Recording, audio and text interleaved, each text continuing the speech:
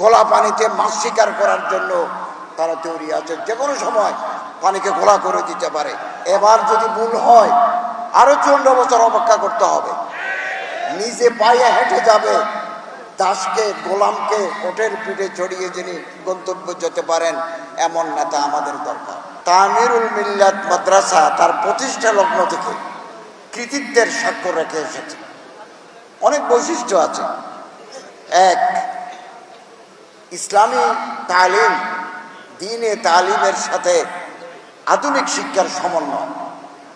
দুই, যুগ উপযোগী জনশক্তি তৈরি করা, চরিত্রবান একটা জনগোষ্ঠী তৈরি করার ক্ষেত্রে তামিরুল মিল্লাতের অবদান আছে।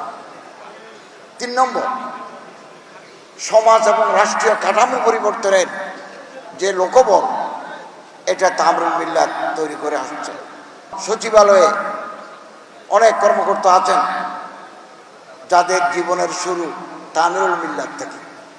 আমাদের এই সরকার কাঠামো, আমাদের এই সমাজ কাঠামো আগামী দিনে পরিবর্তন করতে হবে।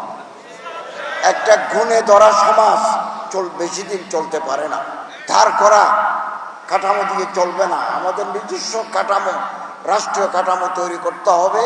এই ক্ষেত্রে তামিরুল মিল্লাত মাদ্রাসার ছাত্র শিক্ষকদের গুরুত্বপূর্ণ ভূমিকা পালন করতে হবে। আসুন আমরা স্বপ্ন দেখি, যে স্বপ্ন আমাদের ঘুমাতে দেয় না। ঘুমে মানুষ স্বপ্ন দেখে, কিন্তু আমরা এমন স্বপ্ন দেখব যে স্বপ্ন আমারে আপনাকে ঘুমাতে দেবে না। এবং দুনিয়া উম্মীদ পর কায়েম হয়, আশায় মানুষের জীবন যায়। ফেব্রুয়ারিতে আমরা একটা আশার সঞ্চার করেছি, আমরা স্বপ্ন দেখব, আমরা আশাবাদী। আগামী ফেব্রুয়ারিতে নির্বাচন হবে এবং আমরা এটা নির্বাচিত গভর্নমেন্টের হাতে রাষ্ট্রীয় ক্ষমতা হস্তান্তর করব। আমাদের আরো বড় স্বপ্ন বাকি আছে, সেটা আরো 30 বছর পর, আরো 20 বছর পর, আরো 50 বছর পরে আমরা আরেকটা স্বপ্ন দেখব। সেই স্বপ্ন হচ্ছে একটা আদর্শিক ওয়েলফেয়ার স্টেটের স্বপ্ন আমরা দেখব, যেখানে হযরত ওমরের মতো শাসক দরকার। अपने गुलाम को ऊंट पे बैठा कर खुद पैदल चले, वो आका तलाश कर। নিজে পায়ে হেঁটে যাবে, দাসকে গোলামকে ওটের পিঠে চড়িয়ে যিনি গন্তব্য যেতে পারেন, এমন নেতা আমাদের দরকার। আমরা সেই দিনের অপেক্ষায় আছি। সময় হয়তো লাগবে, আমরা সে সময় দিতে রাজি আছি। আগামী দিন যেগুলো আমাদের আছে, আমরা আশা করব আমাদের আগামী দিন বেশি সুন্দর হবে। Hope for the best, prepare for the worst. অবনতি করতে পারে, খারাপ কিছু হতে পারে, তার জন্য প্রস্তুতি থাকতে হবে।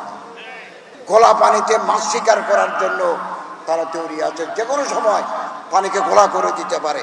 আমাদেরকে অতন্দ্র প্রহরীর ভূমিকা রাখতে হবে। এদেশের ওলামায়ে কেরাম 54 বছর যাবত সাম্প্রদায়িক সম্প্রীতি বহাল রাখার কথা তারা কথায়, কাজে, কলমে, ওয়াজে, নসিহতে করে যাচ্ছে। আমাদের পার্শ্ববর্তী মিয়ানমার, আমাদের পার্শ্ববর্তী ভারত, এর তুলনায় এই বাংলাদেশ সাম্প্রদায়িক সম্প্রীতির ক্ষেত্রে স্বর্গভূমি হিসেবে পরিচিতি লাভ করেছে। হয়তো ন্যায় বিচারের ফুল ফুটে না, সুদ, ঘুষ, দুর্নীতিতে পরিপূর্ণ, কাঁটায় পরিপূর্ণ আমার বাগান। কিন্তু আমার এ বাগান যদি ত্যাগ, কোরবানির পানি দিয়ে, বুকের তাজা রক্তের নজরানা দিয়ে যদি এই ভূমি আমি সিদ্ধ করে দিতে পারি, গোলাপ ফুল ফুটতে বেশি দিন দেরি হবে না। আল্লাহ তাআলা আমাদের তৌফিক দান করুন, আমিন। এবং আমি ধন্যবাদ জানাচ্ছি তামিরুল মিল্লাত কামিল মাদ্রাসা কর্তৃপক্ষকে।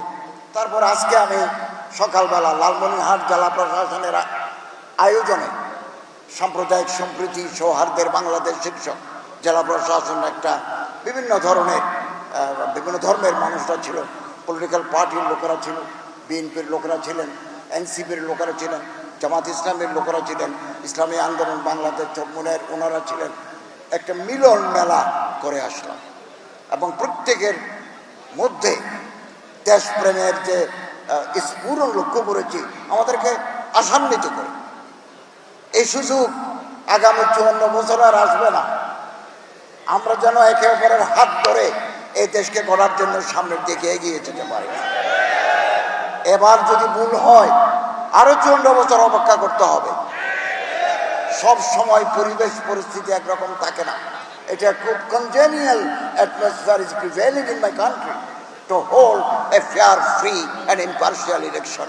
এবং তৈরি থাকতে হবে আমাদের সবাইকে। আসুন আমরা শক্তি নিয়ে, সাহস নিয়ে আগামী দিনের কদম দেব ইনশাআল্লাহ। আল্লাহ ওয়ালিয়ুত তৌফিক হুয়াল মুওয়াফিক ওয়াল মুঈন ওয়া আখিরু দাওয়ানা আলহামদুলিল্লাহি রাব্বিল আলামিন।